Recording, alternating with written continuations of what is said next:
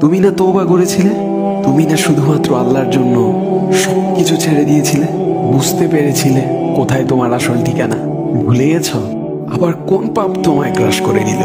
তুমি তো সেই যে নিজের পাপের প্রতি অনুতপ্ত হয়ে সিজদায় পড়ে অঝরে কেঁদেছিলে।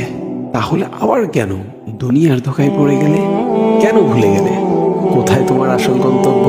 তুমি কি হার মেনে নিয়েছো নফসের কাছে? তুমি এত দুর্বল, ভুলে গেছো তুমি কার বান্দা? কে তোমার রব? তোমার রব তো সর্বশক্তিমান। সর্বশক্তিমানের বান্দা আবার কখনো দুর্বল হয় নাকি? মৃত্যু পর্যন্ত লড়ে যাও তুমি।